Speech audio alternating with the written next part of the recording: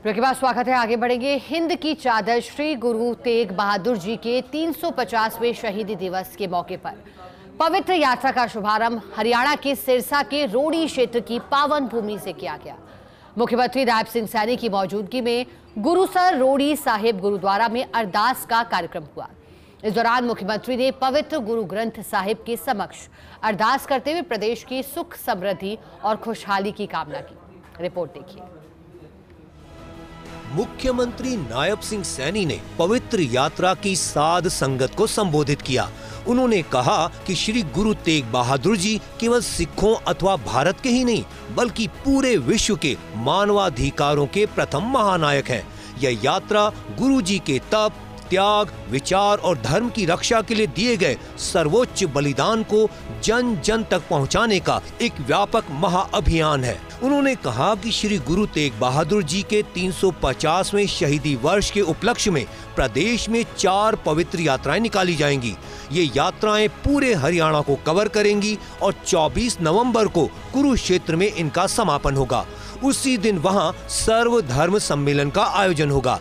अगले दिन 25 नवंबर को श्री गुरु तेग बहादुर जी के शहीदी दिवस पर कुरुक्षेत्र में महासमागम का आयोजन होगा, जिसमें प्रधानमंत्री नरेंद्र मोदी मुख्य अतिथि के रूप में शामिल होंगे। यह यात्रा श्री गुरु तेग बहादुर जी के तप, त्याग, विचार और धर्म के लिए उनकी शहादत को जन जन तक पहुंचाने का ये हरियाणा सरकार ने और गुरुद्वारा प्रबंधक कमेटी हरियाणा ने ये महाअभियान लिया है। मुख्यमंत्री ने कहा कि श्री गुरु तेग बहादुर जी का हरियाणा की पावन धरा से गहरा संबंध रहा है।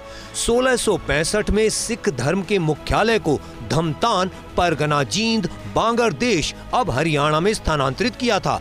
इस निर्णय का कारण यह था कि इस क्षेत्र को सीधे दक्षिण में लोहगढ़ से जोड़ा गया था। गुरु तेग बहादुर जी का हरियाणा की पावन धरा से गहरा संबंध उनका रहा है।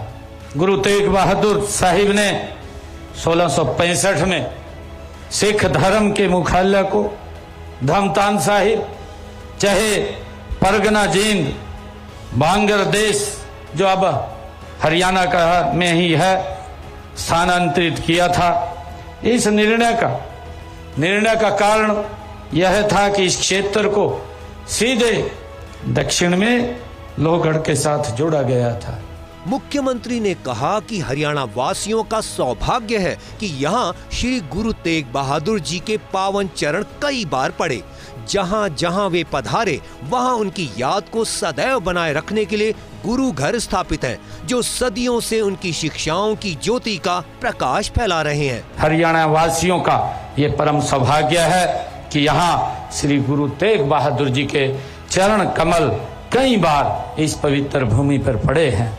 उन्होंने यहाँ अनेक अपने प्रवास के दौरान संगत को दिव्य ज्ञान दिया और धर्म की रक्षा के लिए गुरु तेग बहादुर जी ने प्रेरित किया।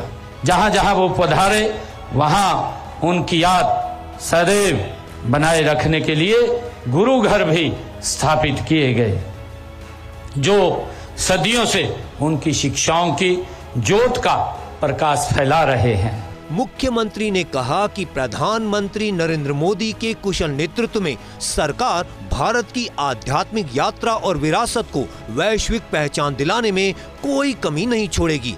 इसी के तहत पिछले 11 वर्षों में सिख विरासत, महापुरुषों, गुरु गद्दियों, ऐतिहासिक स्थलों को जो महत्व मिला है वह हमारी राष्ट्र नीति का हिस्सा है। देश के यशस्वी प्रधानमंत्री आदरणीय नरेंद्र मोदी जी के कुशल नेतृत्व में हमारी सरकार भारत की आध्यात्मिक यात्रा और विरासत को वैश्विक पहचान दिलाने में कोई कोर कसर नहीं छोड़ रही है। प्यारी साध संगत जियो, पिछले 11 वर्षों में सिख विरासत, महापुरुषों, गुरु गद्दियों, ऐतिहासिक स्थलों को जो महत्व मिला है वह हमारी राष्ट्र नीति का एक हिस्सा है। मुख्यमंत्री ने कहा कि वर्ष 1984 में दंगों में जिन सिख परिवारों ने अपनों को खोया, सरकार ने हरियाणा के ऐसे 121 परिवारों के एक सदस्य को सरकारी नौकरी देने का प्रावधान किया है।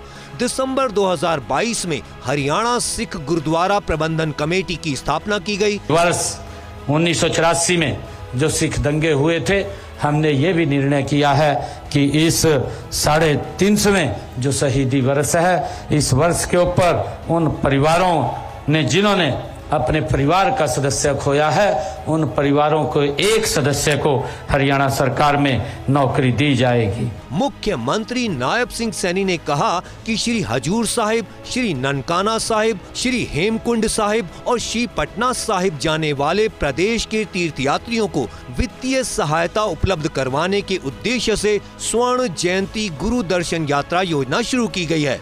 सिरसा से फर्स्ट इंडिया न्यूज के लिए डॉक्टर थानेश्वर शर्मा की रिपोर्ट।